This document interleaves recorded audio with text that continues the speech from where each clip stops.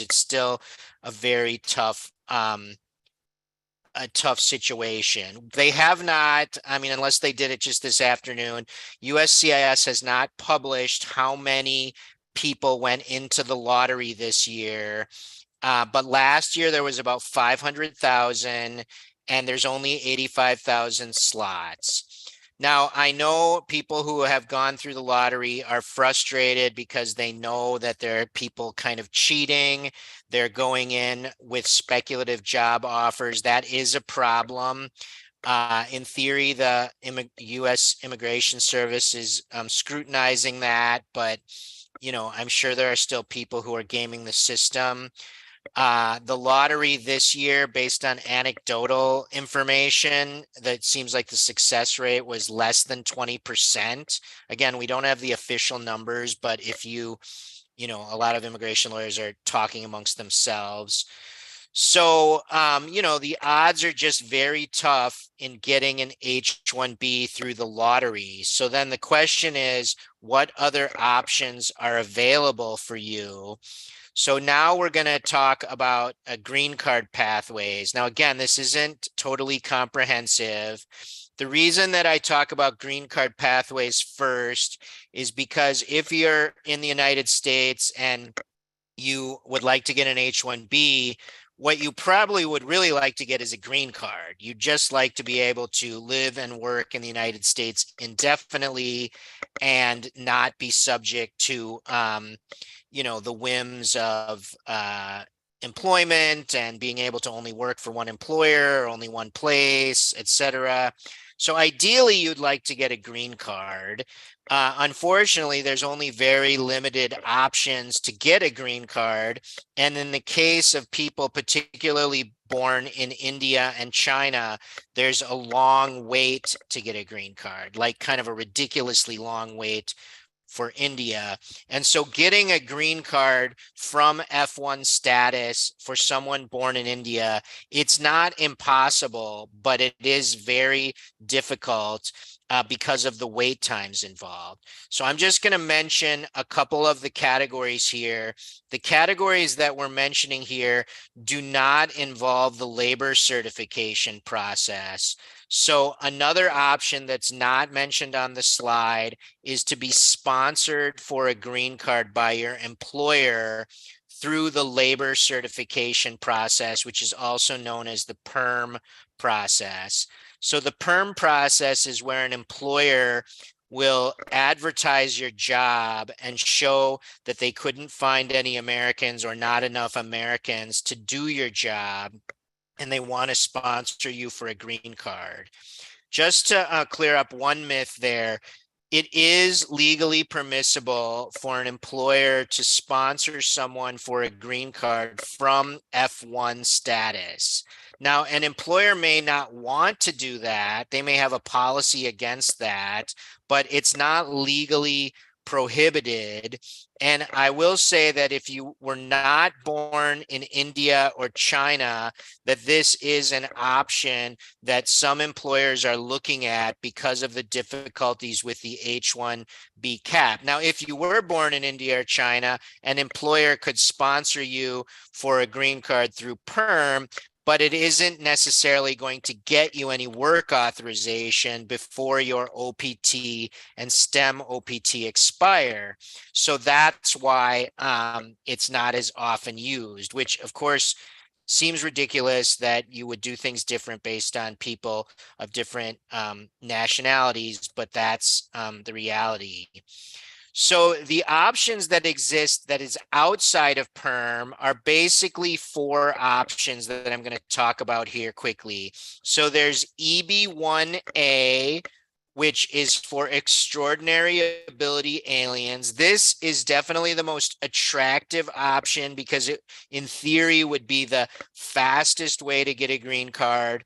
And it permits self-petition, so you can do it completely on your own, but it's also the highest standard, the hardest to get approved, and USCIS is very strict about it. So it's not impossible to go from F1 student to EB-1A, but it's very difficult.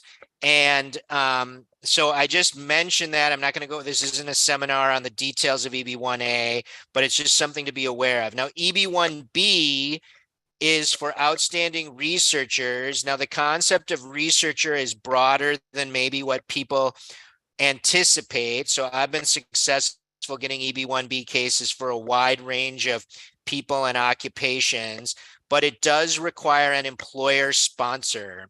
And so an employer, again, can have its own policy separate from what immigration law allows. And roughly speaking, this is not some official thing, but roughly speaking, EB-1A is the highest standard, EB-1B sort of the second highest standard, and then O-1 visas, which are temporary work visas, which also require an employer sponsor. Those tend to be the lowest hurdle in this world. I mean, in the EB-1A, EB-1B, O-1 world. So people sometimes can get approved for O-1, but not necessarily EB-1B or EB-1A. Now, again, I'm not defending the system or the logic of the system, but that's just the reality of it. And so one of the common approaches is that if you don't get approved for H-1B in the H-1B cap lottery, that your employer might be able to consider you for an O-1. Now, I'll also mention EB-1C. So this often gets confused. This is a managerial category, but it doesn't mean that you got hired as a manager at your employer, and so you get to get EB-1C. To qualify for EB-1C, you have to have worked as a manager outside the United States for at least 12 months, and then you're transferred into the United States for a qualifying affiliate or subsidiary or the parent company, and you're also going to be a manager and executive. So sometimes people think, ooh, I got hired as a manager, I can go for EB-1C. No, you can only go for EB-1C if you've worked for the company abroad. But I will say that more and more companies, obviously international companies, multinational companies, are open to the idea of transferring people out of the United States and bringing them back on L1 visas and potentially sponsoring them for EB-1C. Then the last category I'll mention on this slide is EB-2 NIW. If you follow me on LinkedIn, I do post a lot about EB-2 NIW. I do think it's a very good category, but again, if you were born in India or China, it has limited benefit if you're in F1 status because of the long wait times. But if you were not born in India or China, it can be a very good category to self-petition for a green card. It's not as high of a standard as EB-1A. Really, the only two options to self-petition for a green card are EB-1A or EB-2 NIW. Again, there's lots of details about EB-2 NIW. I'd encourage you to research it on your own. I also have posted a lot on my Substack newsletter about EB-2 NIW, but that's something that any international student, particularly if they're pursuing a master's or PhD, especially a PhD, the Biden administration has issued guidance that sort of promotes EB-2 NIW for anyone who's getting a STEM PhD. And so I definitely think that's a category to look at as a pathway straight to a green card. So now we'll go on to the temporary work visas that are alternatives to H-1B. So I mentioned before O-1. So I realize when you hear, you want to get a green card and you think here there's an option that's EB-1A, why would you ever bother to get an O-1, which is a temporary visa, when you could get a green card through EB-1A? I totally agree. If you could get EB-1A, that is better than an O-1. The problem is that EB-1A is a really high standard and you might not get approved, or the timeline that it takes, including people born in India now for EB-1A, can be pretty long. And so O-1s can be done relatively quickly with premium processing, but it does require employer sponsorship. I'll go over to the side here. The L1s I mentioned also in the earlier in the earlier slide, the L1 is the temporary visa. There are L1A and L1B visas. L1A is if you're getting transferred into the US as a manager executive. L1B is specialized knowledge. If it is possible for you to get transferred out of the United States, I believe strongly that you should try to stay with your company abroad until you are a manager abroad and you'll return as a manager in the US. Sometimes people just want to get back into the US as quickly as possible, and I realize there's some appeal to that. But if you return as an L1B, especially if you're from India, you're going to end up with problems, that same kinds of problems you had when you were in F1, running out of time, versus if you can stay abroad and become a manager and then transfer in under L1A and qualify for EB1C, you're going to be a lot happier, even if it requires you to stay abroad for longer. Now, in terms of F1 options, so one of the things that people have done for years, and it is a valid strategy, is okay, you graduate, you get your OPT, maybe your STEM OPT, you try for an H-1B, you don't get chosen, and then you try to get back into a school program. That's definitely permissible. I think in recent years, the most attractive option are the limited number of schools that offer day one CPT. So CPT is another form of work authorization as an alternative to OPT and STEM OPT. And the universities that offer day one CPT allow you to basically get CPT on day one of school. During the Trump administration in particular, there was some scrutiny of the day one CPT universities, but I haven't really heard of scrutiny during the Biden administration. And I do think that, I mean, if you Google it, you'll find certain universities are pretty savvy in how they run their programs to be compliant.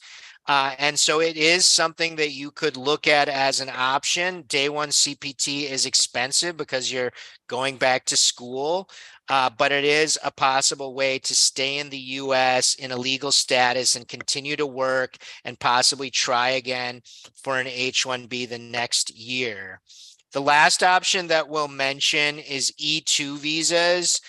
E2s have sort of a narrow benefit because you need to be a national from a certain country, that certain countries that have bilateral trade treaties. And some of the big countries like India, China, Russia, Brazil do not have the kinds of treaties that make them eligible for E2s. Also, you need to be working for a company of the same nationality. So some of the classic cases would be if you were Japanese and you worked for Toyota, you could get an E2. If you're German and you work for SAP, which is a German company, or Siemens, which is a German company, you could get an E2.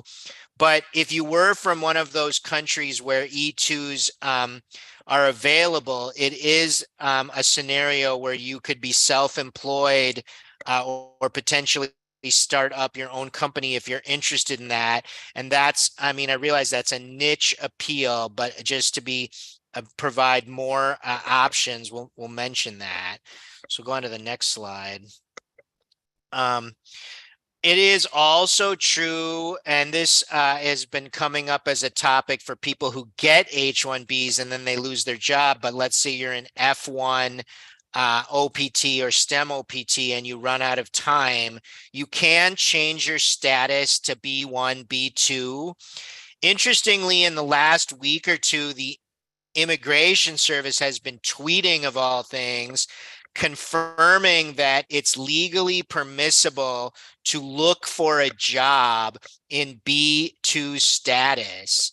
So there are scenarios where you could be in F1 OPT and your OPT runs out and you file an I-539 to change your status to essentially buy time to either leave the United States or apply for a job. But the trouble is that if you don't have an H-1B, you might get a job and there might not be a visa available for you.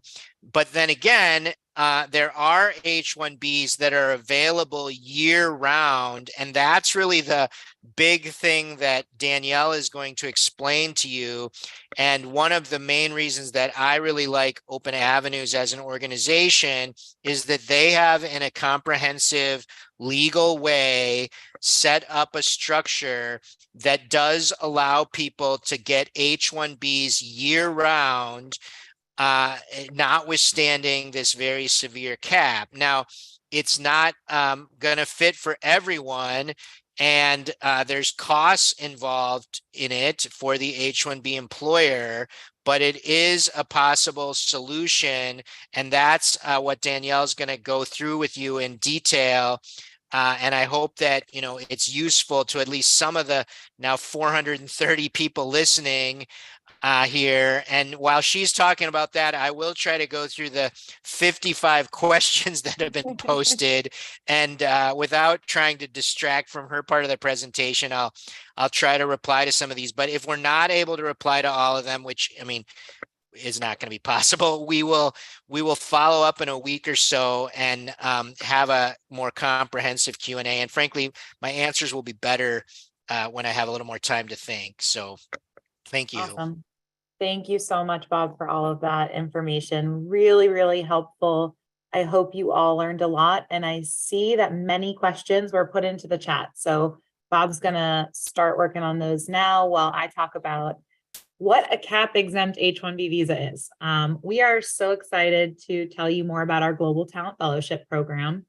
But to begin, an overview of cap exempt H-1Bs and a few really important things to know are that cap exempt H-1Bs are not subject to the annual lottery of which is capped at 85,000 per year.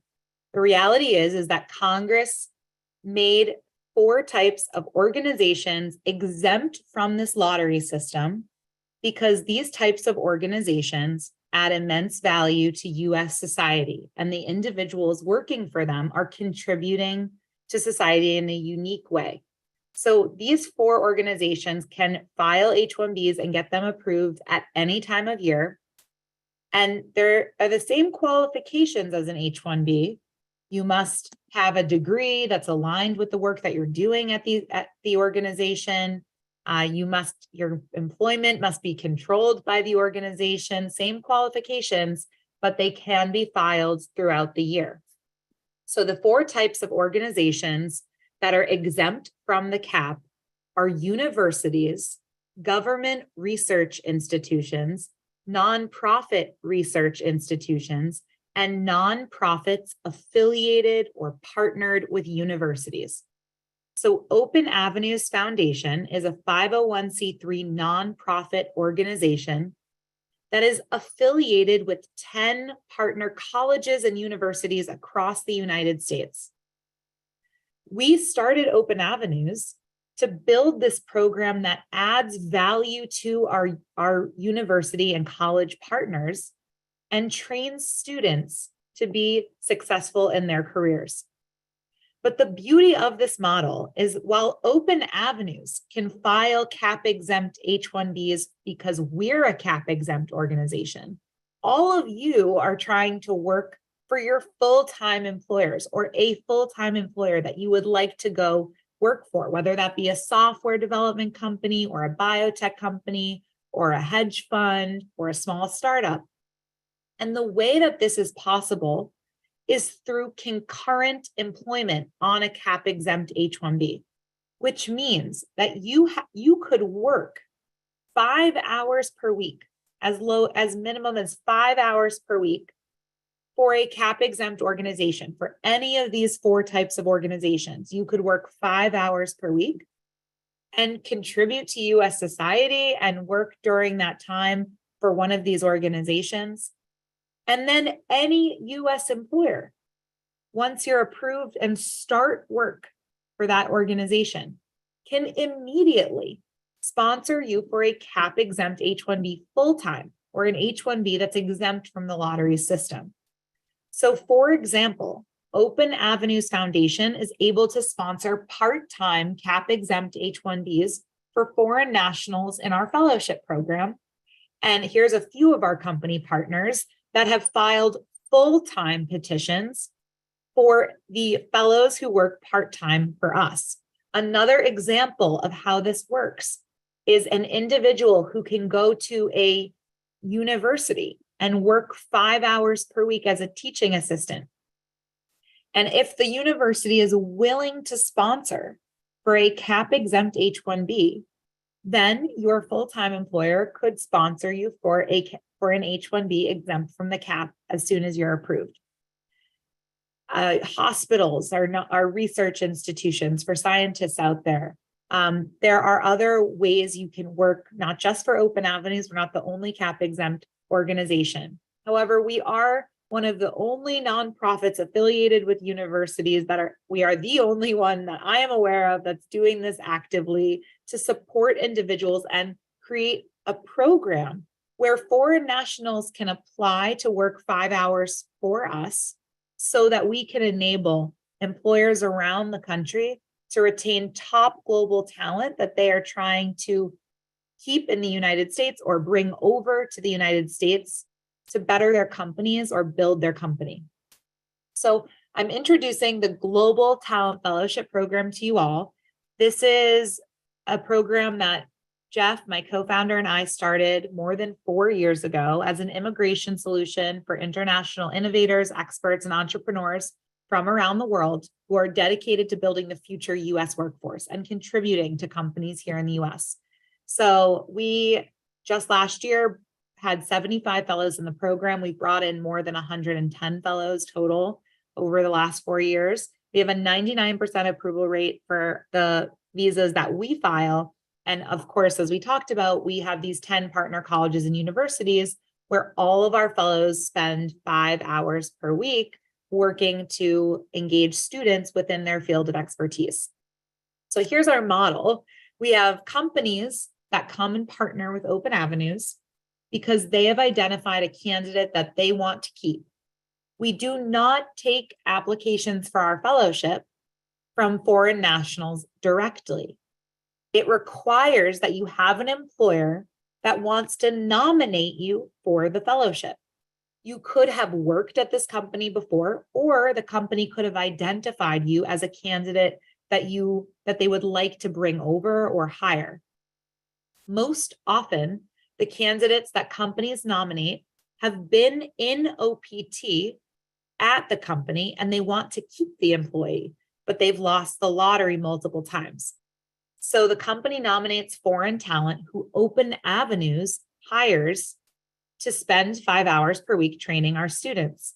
And then Open Avenues facilitates the connection to students from our partner schools where our fellows are launching very exciting projects for students. So the fellowship experience is that the Global Talent Fellows spend those 5 hours per week training students within their field of expertise. We hire software development folks as software development fellows. We will hire data scientists as data science fellows. We work in STEM and business fields. So that's pretty broad. There are a lot of fields that are included in STEM and in business, but to give you a few, we work with mostly folks in biotech, in technology, in business realm. We work in finance and marketing. We have graphic designers, we have architects, we have urban planners, just a few of the more unique cases. And so we really are pretty broad within these spaces. The goal is to find areas where there are companies growing in the United States and trying to hire, because that is where we're trying to build out the future and train students to enter into those high growth, high demand fields. So the fellows spend those 5 hours per week leading projects, hosting workshops, helping students prepare for technical interviews within the field. An example below is a dinotherapeutics molecular biologist who entered into the Open Avenues program and leads these 6-week projects on behalf of dinotherapeutics. It's a very complex molecular biology project that I don't understand, but students who are studying biology apply for the project with this fellow. and will be selected to work on the project with the fellow as part of the Open Avenues program. And on the right side is a quote from one of our fellows who participated in the program. And I wanted to put this here to show you that when fellows participate, it is not just a visa solution. This is a commitment to work 5 hours per week with students from our partner schools and actually build leadership skills, get community from our fellowship. And many companies find that very valuable. They are willing to invest not in just an immigration solution, but actually in a professional development experience for their talent. And there's also great pipeline development that our fellows build for companies. Because like Nishith, who is the fellow from Dino, she's worked with students who can then apply for internships and entry-level positions at the company. So when you're pitching this to a future employer as a potential option for you, you can talk about the leadership development and also about the reality that this could lead to future talent getting hired by the company. The timeline for the process is that we do an evaluation, which takes 2 to 3 weeks, where we talk to the company about the option. We screen candidates and make sure that they're qualified for an H-1B and that the candidates are willing and excited to work with students. This is not a sign on the dotted line for a visa.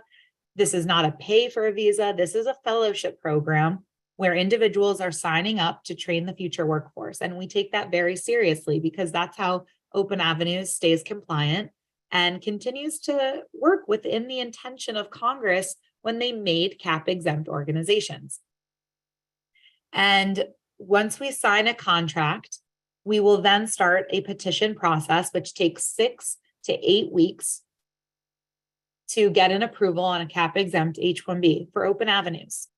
And then a full-time employer, your company that you're trying to work for full-time, is able to file their own CAP exempt H-1B. And then you would begin working for both. Once you start working for Open Avenues, then the petition is filed for the concurrent employer, and you continue to work for both Open Avenues and your full-time employer on H-1B visas. You will hold 2 H-1Bs. One is part-time with Open Avenues and one is full-time with the employer. For individuals outside of the United States, you would get an approval from Open Avenues, get a visa stamp on your passport, enter into the country, and then your full-time employer is able to sponsor a concurrent CAP-exempt H-1B. So who's eligible for this program? Again, it's similar requirements to an H-1B visa. We will take individuals with bachelor's, master's, or PhDs in a STEM or business-related field. We require that you have a job in that same field in which you trained. So if you had an English degree in college and you want to work as a data scientist, that's not a strong case for an H-1B, and it's not someone we would consider for our fellowship program. But if you studied mathematics, data science, computer science, and you're working as a data scientist, we can work with that to create a really strong H-1B case for our petitions. We like to see at least 2 years of work experience. OPT is included in that work experience. Internships would be included, but we want to make sure that we're putting industry professionals who know what it takes to succeed in the field in front of our students. And any experience mentoring or working with students or peers is very helpful. Again, we require that you have that company that's willing to partner and sign a contract and financially support the fellowship with Open Avenues. So the process when you want to move forward is that a company must nominate you. You cannot apply directly to our program. A company will nominate you. We will schedule a consultation with the company. I talk directly to companies from across the country. We have company partners in 18 states right now. And we will work with that company to actually, move forward with the process, explain what this looks like. We'll walk through the pricing, and then we would move forward with the evaluation and contracting. I realized I forgot one very important thing, which is all of these programs and projects are done remotely. So if you join the fellowship, you are launching these experiences and the work with our students from wherever you are located and where you are living. This is what makes it very doable for individuals to work an additional 5 hours per week. The reason why this is not for everybody is because there is a significant financial commitment made by the company. When we partner with a company, the company pays Open Avenues $18,000 off as a one-time fee as an initiation for the program. This includes the visa that we file, the cap exempt visa, the filing fees, and the ability to file with premium processing, which gets a response in 15 days. Then we charge quarterly program fees because everybody's in the program for a different amount of time. While we do file a 3-year visa for every foreign national that comes into our fellowship, individuals will leave the program when they have another solution, meaning you win the lottery the next year, or you start one of those green card petitions for that Bob was mentioning earlier, meaning, maybe a lot of our fellows will start national interest waivers, they're starting their perm processes, and they can leave the program as soon as they get that visa approved or their EAD card for their green card.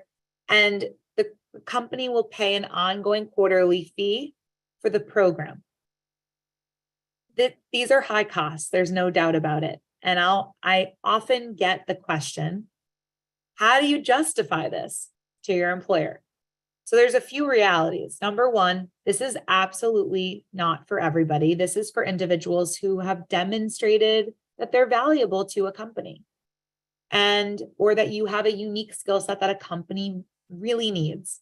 And so one of the realities is that, where you've done your OPT and proved your value is a great place to bring this solution to, because individuals have demonstrated and built relationships with the management teams there or with the company. You're a known entity. This is not an investment in an unknown professional. There's also what we talked about earlier, which is the fact that this is also a way for companies to build pipeline to new talent. For many of these fields, it's very hard for companies to hire right now. I know there's tons of layoffs going on, but there's still realities that companies are struggling to connect to talent. And this directly connects companies to US students graduating from universities within the field. And the students are demonstrating their abilities by working on these projects with fellows and delivering something to the fellow at the end of those projects. The last piece here is a salary share. This is not a cost to the company. It's a split of the salary that is offered, and it's a mechanism so that we pay the fair wage for the work that our fellows are doing. We basically look at the total salary that a company offers to a foreign national, and we'll calculate 5 hours per week that we need to pay.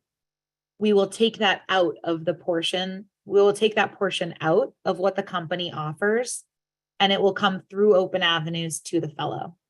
The company will then pay the remainder. So it's really a split of the total salary that enables us to pay a portion for the fellowship and a portion from the full-time employer. But the fees are listed here. So what now? You've heard a lot of information today. You've heard about various visa solutions. You've heard about green card solutions. And probably now you need to go have conversations with your employers. So Bob and I want to try to give some insight and advice that's helpful here as you start to navigate these conversations. So I'm going to kick off. I have a few tips for individuals who are thinking about where to do their OPT. I know we have a lot of individuals on the call today who are in F1 status. One tip that I have, because I talk to a lot of international students, is wherever you are going to do your OPT, make sure it's a place that is likely to invest in your long-term growth. So there are just realities to the system here. And it requires that you demonstrate your value enough that a company wants to invest in you. They want to see you succeed. They know you, they know your face, they know who you are. You've built relationships with managers, because the immigration system is so complex and it requires people going a little bit above and beyond sometimes to help you on your path and get to know you. So one of the realities that I've experienced, this is, this isn't in writing anywhere, this is just from people I talk to and companies we work with, is that startup companies and smaller companies that are growing are more likely to invest in their talent and the people that they take on. The foreign nationals and any individual, any employer, any employee will become really valuable with institutional knowledge as startups continue to grow. The Amazons and the Microsofts are really sexy to go work for and exciting, but you're seeing right now a lot of layoffs happening. And that's because people are dispensable sometimes at these companies. And if that's your path, go for it. And there's definitely solutions for you. And so many people do it. But Open Avenues partners with almost exclusively startups, from seed funded startups to Series C funded companies that are growing and actively raising and building. And that's because they're investing in their talent, unlike some of these larger companies that I've talked to that have no interest in doing this and going this path. Anything else on OPT, Bob? No, I think that's a great point that you made, and I think I tried to answer some of the questions in the Q&A, although I guess there's 99 plus more. I realized some of the questions were similar, but I think that to your point, large companies have obviously certain advantages, but sometimes in the immigration world, a disadvantage is that because they have a lot of employees, they have to have a lot of structure around what they offer to the employees. And so those are often the companies that won't sponsor people for green cards from F1, or wouldn't be a good fit for Open Avenues. Now, they might be good companies to transfer you abroad and then transfer you back on an L1. So one of the things we didn't mention here, because neither of us, I think, are Canada experts, but a lot of people who are not successful in the H-1B cap do look at getting transferred up to Canada. To the credit of the Canadian government, they seem to have more flexibility and options for skilled professionals.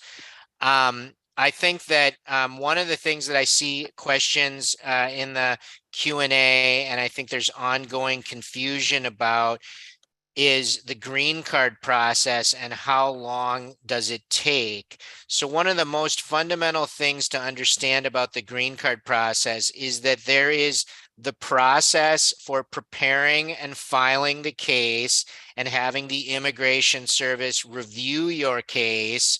And then there is the separate wait times related to the visa bulletin. So the visa bulletin, like we talked at the beginning about the H-1B cap lottery and how there's essentially only so many H-1B visas available, and there's so many people who want H-1Bs that they conduct this lottery.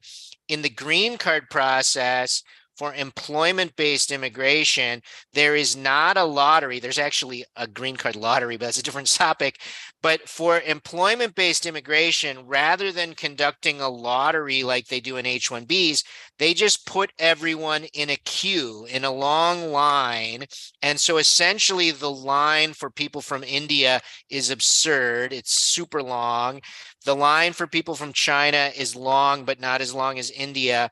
And increasingly, the line for people of other countries, what the visa bulletin calls rest of world, or ROW, that is also long. Now, one of the things that I think people misunderstand, especially if they're from rest of world, non-India, non-China, is that they see the line is long and they're like, oh, well, the line is too long. But I am here to tell you it is going to get longer. So in the same way that the H-1B cap lottery has gotten worse, the odds have gotten worse year after year. The wait times for green cards, barring a change in the law, are going to get worse, which is why you need to educate yourselves about what these options are. I think Danielle does a great job explaining about her organization and her program. And obviously the costs of the program mean that it's not going to be, I mean, if you just graduated with a bachelor's degree and you're joining, mega company, they're not going to be available probably to sponsor you through open avenues. But for certain specialized workers in startups or, high growth companies, it's a great option. I also want to mention, and Danielle did talk about this, that there are companies, employers that are totally exempt from the cap. They don't need a concurrent H-1B, but they are exempt from the cap. Most commonly, they're in the healthcare sector, and these include some very large hospital systems all over the United States. In many parts of the United States, the largest employers are hospital systems, and many of them are exempt from the cap. And so I think one of the things that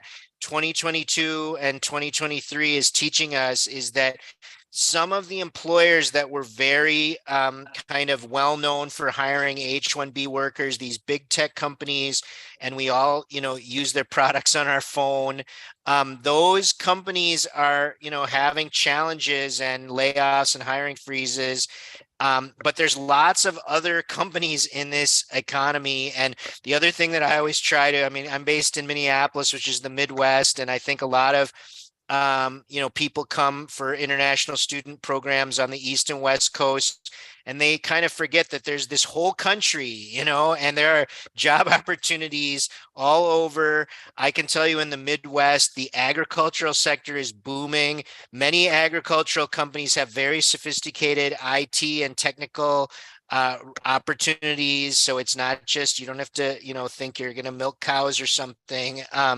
So I just would encourage you to, and by participating in this webinar, I think you're already doing it. You're educating yourself on options. Things that we talked about here might totally not fit you, but maybe, you've got a friend or a cousin that this might be a good fit for.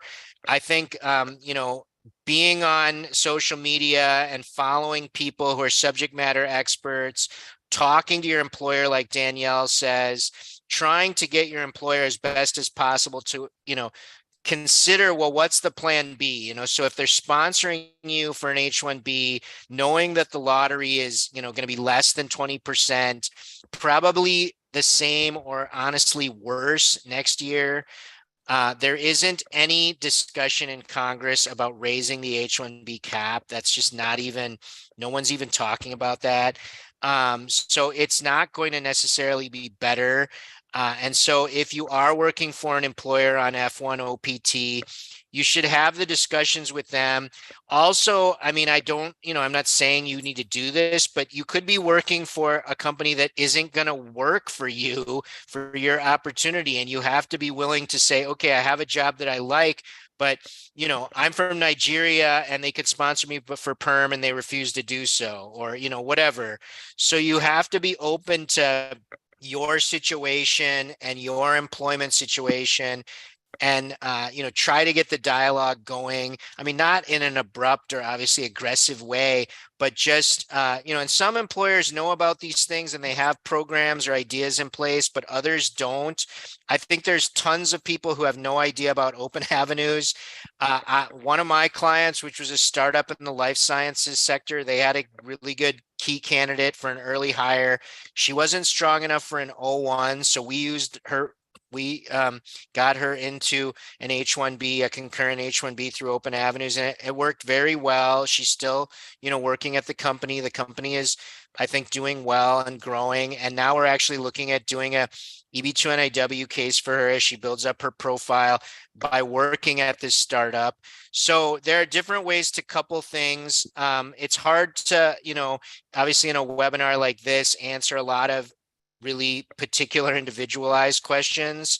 But we will look through, I mean, it might take us a little longer than a week to read the 99 plus questions here, but we can try to group them together.